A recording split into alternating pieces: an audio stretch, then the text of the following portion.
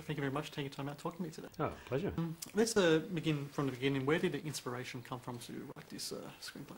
I think we had in our mind that we're going to do a contemporary film, absolutely contemporary, and we sort of thought we all had in our minds that there's a kind of an electricity in modern cities. You know, it's lots of things have changed in a period of time. There's nothing sort of sleepy about them anymore.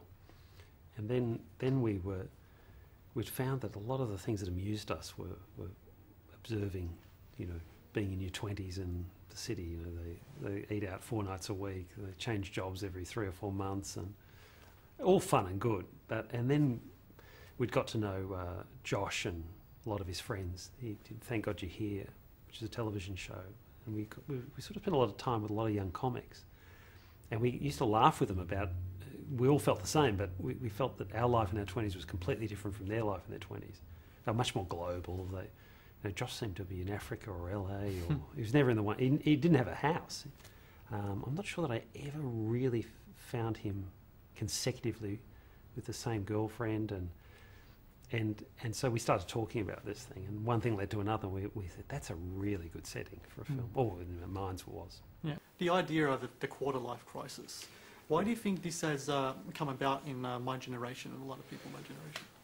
I think there's a few factors. I'm not an expert on it, but there is one thing I go. Adulthood has got later and midlife crisis has got younger, and that is you choice is abundant. You know, you can do anything. When I was growing up, there were 2 Lonely Planet books. That's when I first travelled. There's a wall now. You know, so the world is there.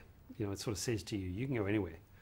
And you can change jobs and do things. There's so much excitement and this feeling, I think it becomes a little like a treadmill sometimes. You find yourself doing a bucket list and you don't even know you're doing it. And then, you know, a wake-up call might come along and then you think, wait a second, which is the important bit? And I think that's there for everybody.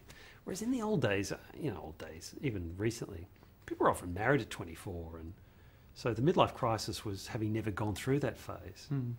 And I think that's come way earlier for a lot of people. Yeah.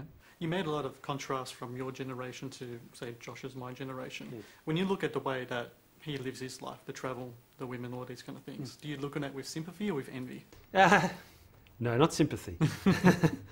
Even though that maybe there's a little thing there might be unfulfilled that your generation might have?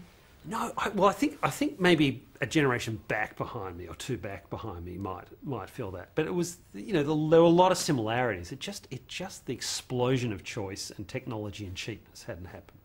You know, prosperity. You know, televisions were big purchases then.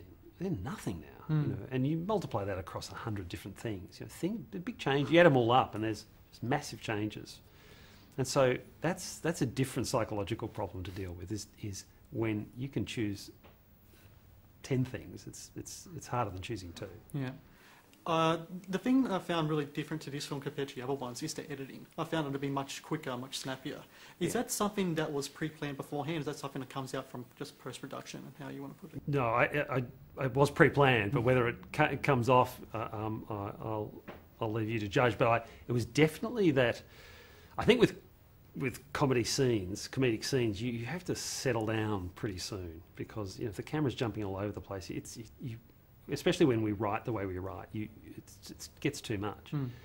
But we wanted the energy through the film, so we just made funny little rules like no establishing shots and no dollies and get going, and so probably the longest phase in the film was the editing. Yeah. In fact, even to the point where I said I want an ad editor involved, and a Sydney guy called Stu Morley came on who was good at doing 30-second ads, telling us. I said, if you can tell a story in 30 seconds, you can do a movie. So we really worked at that. I'm glad you picked it up. You're one of the few filmmakers who has wise enough to tap into the power of Boston's More Than a Feeling as a soundtrack choice.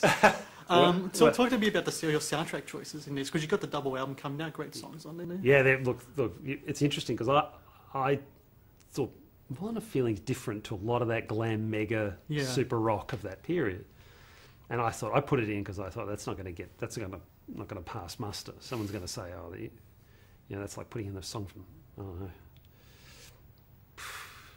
I can't think of the right bad band. And everyone said, oh, I love that song. Yeah. okay, that one I like. And so I dug into the history of it, and the guy took 5 years to perfect it and write it. And he wrote it when he was in his 20s. And it's strangely, every time we'd play it, everyone would say the same thing, because I was fully expecting it to fall by the wayside. But it was interesting that, you know, out of 30 songs, maybe 28 were written by guys in their 20s, about the same age as the main character. And we didn't design it that way. Just some songs didn't fit and some did. There's one example, you know, Collective Soul, December. December, yeah. Yeah, it's a great song. And there's two versions of it. And one, he did a beautiful version in his 30s and one in his 20s. And the one in his 20s fits better. What's the experience like filming in Yemen? For us, quick and nervy. Yeah. So it was interesting because the government had said don't travel. They added that. That was the 6th country at the time not to go to. So we stripped down the crew. And I sort of thought we would never go, because I thought the makeup girl would go, I'm out. It's not worth it. And so I turned to her quite solemnly and I said, look, if you don't want to go, just let me know. She goes, no, I'm rapt to go. So once she said yes, I thought.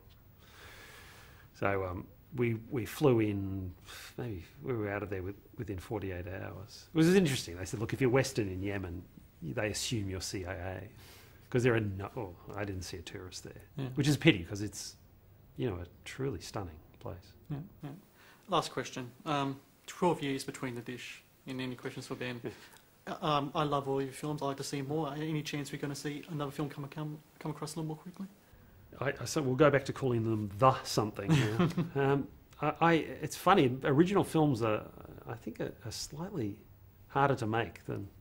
It's funny that most films out these days are sequels or prequels or adaptations or something, or remakes. And so I think that we've realised if you want to do original films, you probably have to take a bit more time than everyone, but maybe not 12 years.